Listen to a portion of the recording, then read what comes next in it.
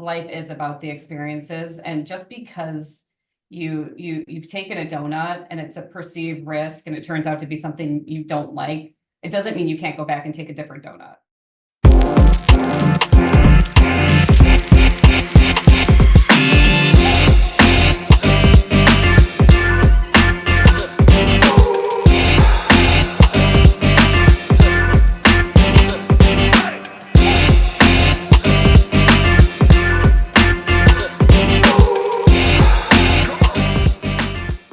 Hello, I am Melissa Forziat of Take the Doughnut, here to help you get inspiration and get donuts. I'm a motivational keynote speaker, and today I'm bringing you a Take the Doughnut interview with Bynan.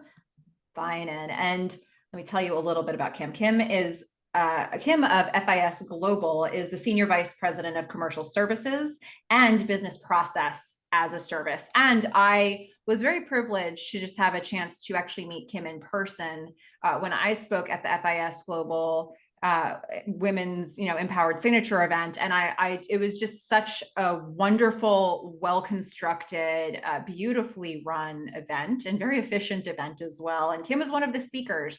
So it's so great to see you again, Kim. Thank you for doing this interview. Yeah, no, thank you for having me. We were thrilled to have you last year. As at the end of last year was our signature event.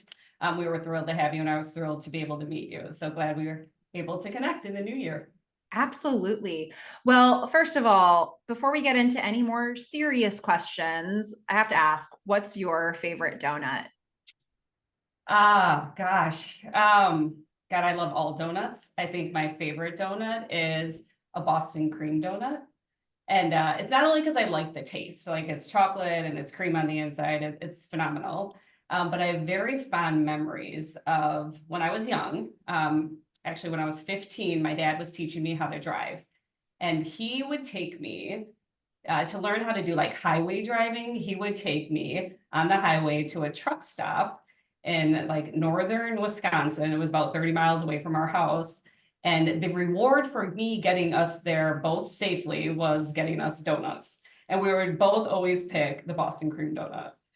So not only do I love the taste of it, I just have fond memories of that moment with my dad when he was teaching me how to drive. What a wonderful association. Very positive reinforcement technique. Those things from your childhood, right? That you just can't let go of. Oh, that's so wonderful. I love that it has that root in a happy memory for you. So I said a little bit about, very little about what you do. Tell us more about yourself, whatever you want us to know, professional or personal. Yeah, I'll start with personal. So personal, I'm a mom. So I have two teenagers. I have a daughter who is 15 and a son who is 13. My daughter is learning to drive now too. So I kind of keep those memories in place when I'm teaching her how to drive. I'm a wife. I've been married to my loving husband for 17 years. Daughter, sister, friend, all of it, right? I'm very lucky to have a strong support group in my personal life, which allows me to achieve much of my professional goals. So from a professional perspective, you mentioned it, I work at a company, it's called FIS. For those who aren't familiar, it's a financial technology company. We power much of the world. We're global, banking and payments. So I run what's called the commercial and BPaaS organization within the enterprise. Worked at FIS and financial technology for most of my career. So I have 17 years at the company. I actually started out as an accountant. So I'm an accounting nerd by trade. I spent 10 to 12 years at FIS in doing finance and accounting in many different roles. And then back in 2018, I took the leap, right? I decided to leave my trade and what I knew to go be a general manager of one of the businesses at FIS. And then since then, it's just kind of skyrocketed into many more opportunities for me. Oh, what a journey, and so much growth along the way there as well. I feel like it doesn't happen as often now that somebody can say I worked for a company for 17 years or more. So that's really a feather in your cap. Well, yeah, it's a combination of that and still having the experiences of new things within the company. So we're so big and so many different functions you can go to that you don't get bored, right? Working at a company for 17 years, I continue to get challenged every single day with new things that are thrown my way. And It's that's exciting. You kept it fresh all this time. Yeah, absolutely. Perfect. Well, so what are we doing here in a Take the Doughnut interview? So take the donut for me is an expression that is effectively the same as carpe diem. It comes from this strange thing that happened to me in college where I left an actual donut on the table and it became an object lesson for me and what it looks like to leave opportunity on the table.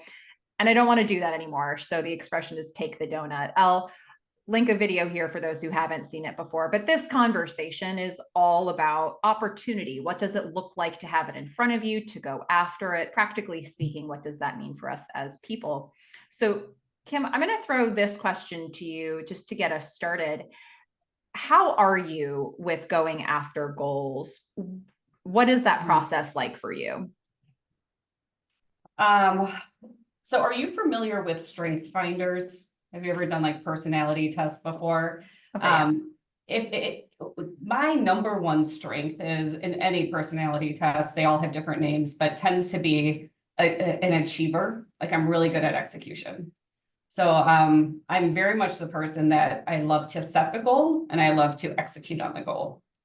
And very early on in my career, I thought that's really what defines success. You set goals and then you achieve goals. Now that I'm a bit older, wiser, more experienced, I would say, I'm very aware that things don't always go as planned. And in many cases, you may never achieve the goal as it was specifically defined. And you will need to redefine the goal throughout the year or throughout whatever, time period you're measuring that goal. So I think that's very important to get across. Like, it's more important to me that you have a plan A, B, and C on achieving goals so that when something comes up in it, you need to make a pivot, you have a plan in place to do so pretty quickly. It's something I've learned along the way that it's so many people, I believe, almost associate failure with not hitting your goals, and that's not always the case. I think in a lot of cases, the success comes from what's being thrown at you and how you redefine those goals to be able to still hit kind of the overall arching theme of that goal. It sounds like you've learned to value flexibility and adaptability. Absolutely. Absolutely.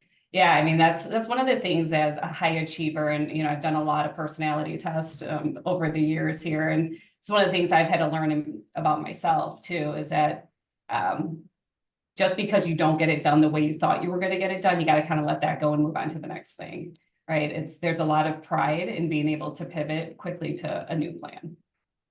So your thoughts on this might have changed over the years then. What keeps you motivated on your way to a goal? I mean, before in your, when you were younger, it might have been actually like that feeling of achieving it, but because you've shifted now to this ability to be more adaptable, what does motivation look like for you? How do you stay motivated on the way to the goal?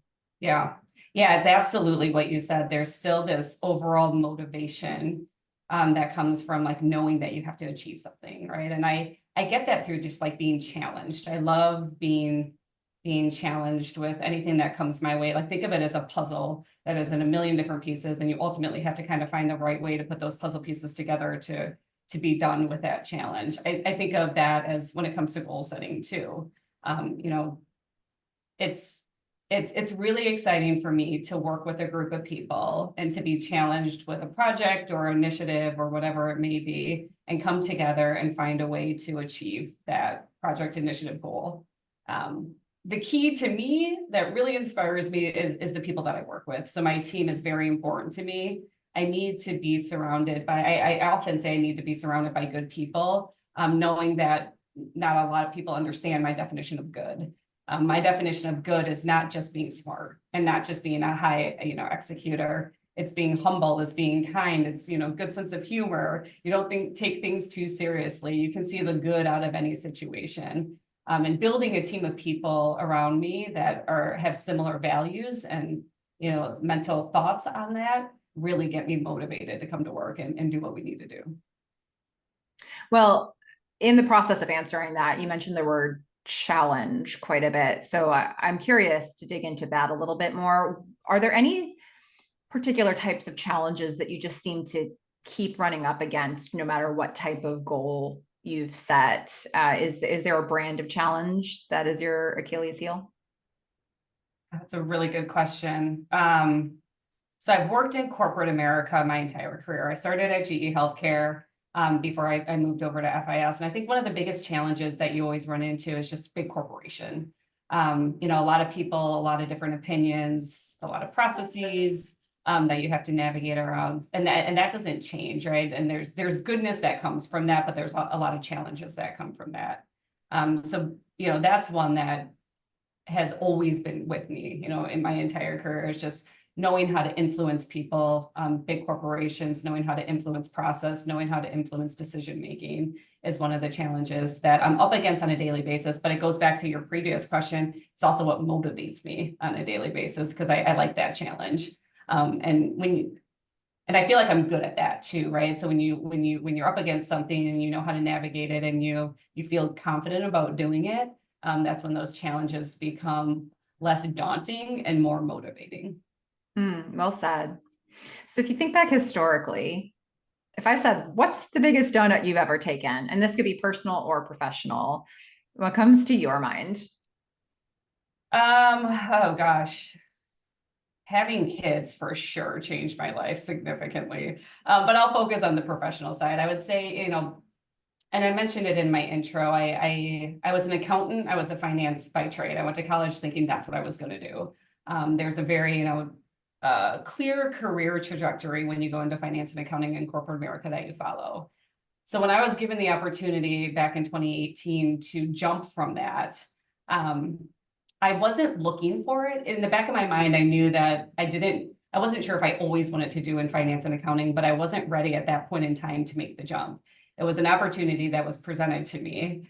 And I remember like overthinking that opportunity to a fault, right?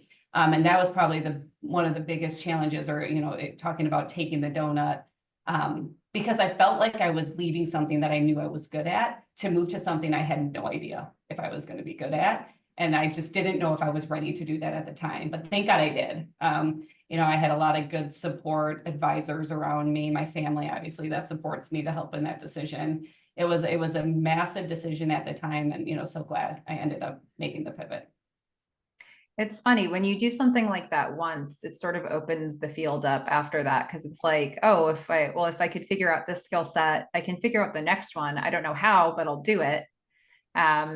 So I think it sort of being able to take on a challenge like that once sort of makes the sky the limit for you in the future. It builds the confidence that you need to know you can do it. And I think that's really important for people to understand. If you haven't had an opportunity to answer the question that you asked me. So if folks out there can't answer like what's the biggest challenge or what's the biggest donut you've ever taken, they need to try something. They need to go out there and do something that pushes them out of their comfort zone, because it's going to build a sense of confidence and reassurance in them to continue to do that over and over again. Like, I'm a firm believer, and I tell this to my kids quite a bit too, that life is supposed to be about different experiences, right? We're supposed to dabble in things, either professional or personally, that create what we call this life around us. So make sure that you don't turn away one of those experiences or opportunity because you're scared to take a chance. Absolutely. I couldn't agree more. And that makes me wonder, you know, is there a donut that you're trying to take right now? Is there something in progress for you? Yeah, my donut from a professional perspective continues to happen. So since I've made the pivot, I've been lucky enough to get a lot of opportunities at FIS and continue to grow my career here. So I'm very happy with where I am from a professional standpoint. The donut that I'm looking for in the future comes more from a personal standpoint. So as my kids have entered their teenage years and my daughter's friends start driving and she's less reliant on me, it opens up a lot of time for us. So I'm trying to figure out how I can start filling that void with a new hobby.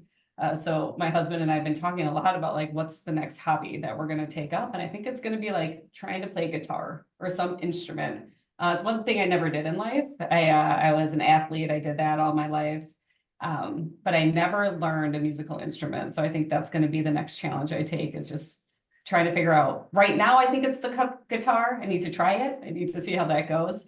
But that's what I hope to do over the next year or so. That sounds like a fun new adventure. Very different. I mean, I don't know how to read any music. It's going to be like trying to teach a 4-year-old how to read music and play some type of instrument, but I'm excited to do so. Again, I'm a person that needs challenges. If I don't have something in front of me that is challenging me, I will absolutely be the person that does unproductive things like binge watch Netflix. And that's not what I want to do with my life. So I need to make sure I continue to create some hobbies and challenges, both professionally and personally. Okay. Well, look, there may be some people binging this or, listening to this interview, and they're thinking, I have a donut I want to take and I don't know what to do about it. I don't know what the next steps are. So let's sprinkle some encouragement. And what would you say to those people who they have a donut they want to take, they just don't know how to move forward? Oh, yes. Don't overthink it. I would say it would be my first bit of advice. I did that. I know I did that in my example that I said earlier.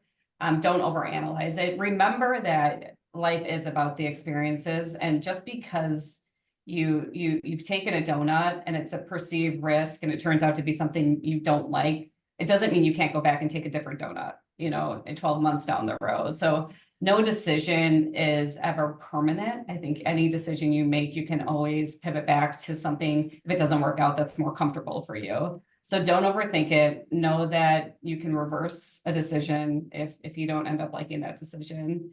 And just have fun, right? Go into it with eyes wide open, and I don't know if this is going to loop in naturally, but one thing that comes to mind as I'm speaking is, when you take on a risk and you know that you're out of your comfort zone, make sure you rely on the people who are support you, if it's your team at work or if it's in your personal life, your family, to help you get through that experience, right? You're going to go into something not so confident, uneasy, unsure, not the expert. Make sure you rely on the people around you to get you through that challenge.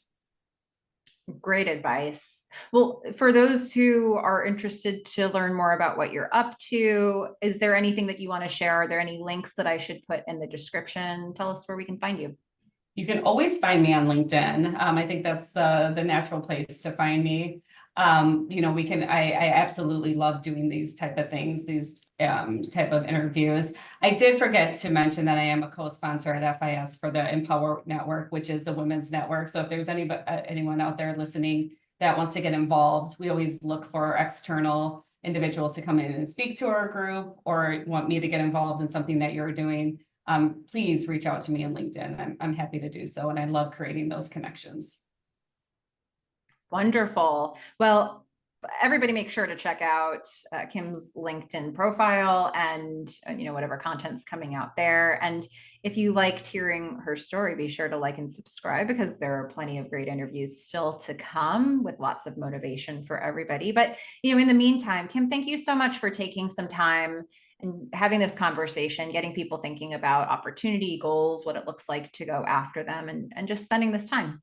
Yeah, thank you for having me. I was fortunate to meet you, and I'm glad I did. I've watched most of the interviews that you have posted out there, and they're great. So for those watching, continue to watch. Melissa does a great job.